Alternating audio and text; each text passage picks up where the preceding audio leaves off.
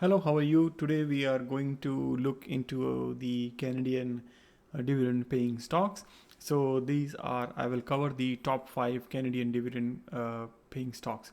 So these companies, basically I picked has the highest dividend yield on the large cap stock, large market cap. So I only pick up those company which has over 10 billion of the market cap, right? There might be some companies on the mid cap or lower cap which is paying the high dividend, but I want the companies which has the long history, which implies stability and the long history of paying dividend.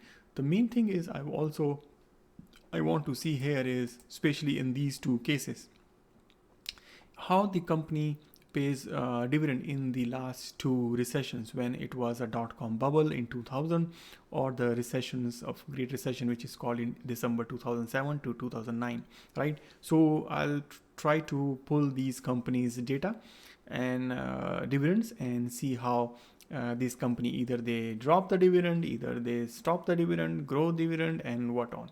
So if you want, you can stay. And just before I started, I'll just give you my introduction, who is new to the channel.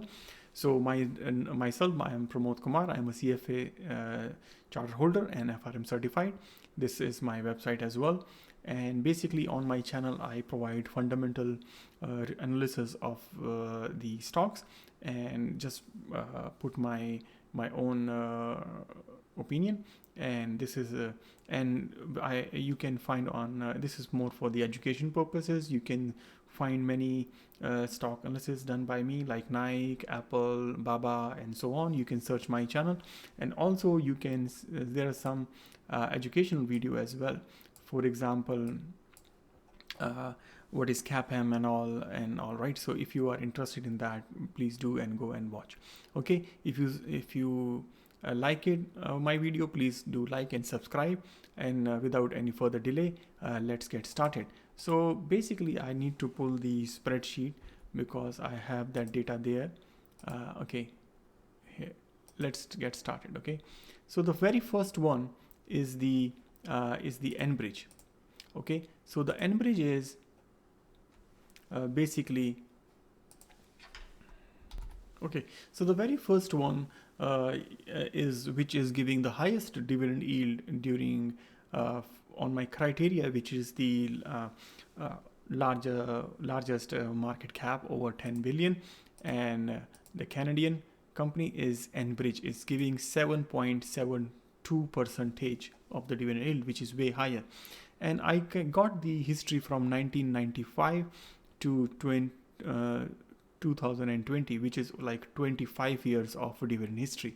So if you notice, they started this company started from 50 cents, then it get dropped pretty much very 50 cents, and then it get dropped. Okay, so maybe this is the data. Okay, I'll remove this one. Okay, yeah, so this is like a waves, right? So this get 90, 98, 99, it dropped, then it's a drop again 2005 from from 50 cents to 25 cents, then it's come again 2011 to 50. And so it seems like in 3 times in the past history it drops when the stock reaches the 50 cents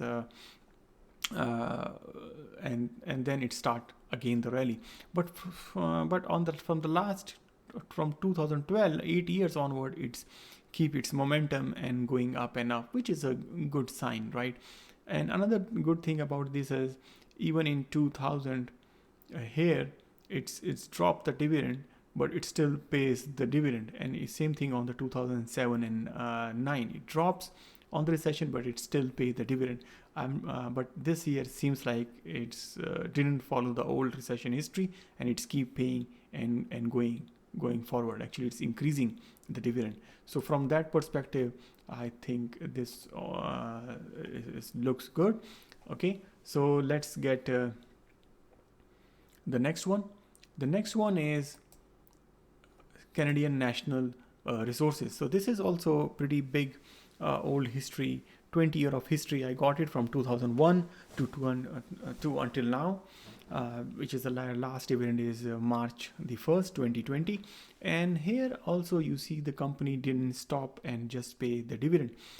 As compared to the Enbridge, which has like a waterfall kind of a scenario, I didn't find that much here, right? But it does drop the dividend into let's little bit from 2000 from 11 cents to 8 cents, just 2 cents different. But if you see from the last few years, like a 10 decade, its company is keep increasing. From here actually it was a big spike 13 to 26 in 2012, and then it's keep increasing the dividend, which is a little bit better than Enbridge. And the dividend yield is pretty good as well. So this is 6.79%. The next one is we have here is CIBC. So the CIBC is 6.27% of the dividend yield, and the volatility is, I really like this, the how smooth the graph is, and it's consistently gradually increasing, right? If I just focus on the dividend. So, and the history is from 1995, again 25 year of history, and it's keep consistently paying the dividend. And from 2004 it's actually pretty much doing a jumps, but it's very smooth runway. I really like this. It's like a smooth slope, right? So this looks good in terms of the dividend. So okay, so let's go to the next one is Bank of Nova Scotia. So the Bank of Nova Scotia, if I see from the history, they also have the good runway from 2005 and go onward like a smooth. But what happened here, right? In 2004, it maybe is to 2003, you see it dropped the dividend earning per the dividend per share into the half, from seems like from 50 to almost 25 cents per share, which is not very good. So as compared to CIBC, they have a few, it's a little bit less in terms of a dividend. But if you compare those two company, this from the 2004 onwards is, although is smooth, but it has some history of dropping of dividend, which we haven't seen. If you see from that perspective, that history I didn't see in the wrong marathon in CIBC. Okay, so that's on my Bank of Nova Scotia. Okay, let's take the next one. So the next one is the Manulife.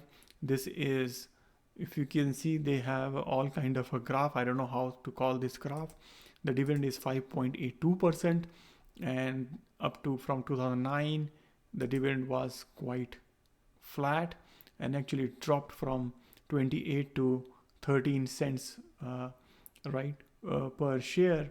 And it's even in 2005 it was 30 cents, and then it dropped, and then it go up and drop, right? So the company has a history of not consistently paying the dividend.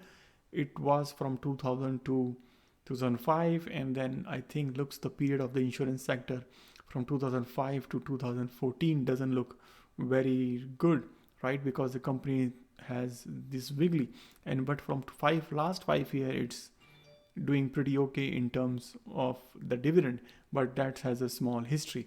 So far, if I take all of the companies, of course the Enbridge is paying the highest dividend, and from the last 13 years it has a good runway. But just setting aside, but the smooth paying is only CIBC, and the Canadian National Resource is not too bad as well, right? So that's are my top 5 companies. There are certain other companies which is in the top 10 list but didn't able to make it on top 5. If I want to name them, their name was, one of the name, if I remember, it was the BMO Bank as well, and if I'm not wrong, TD was one of them as well, right? But we already have two bank here, so the focus is to focus on the top 5 company and see their history pattern. So that's pretty much on the So that's the pretty much on the dividend, right? So if you like my video and you want me to cover on any other stocks, kindly put in the comments and subscribe and like this video. Smash the like button so more and more people will see and get benefit out of it. Thank you and see you in the next video. Bye for now.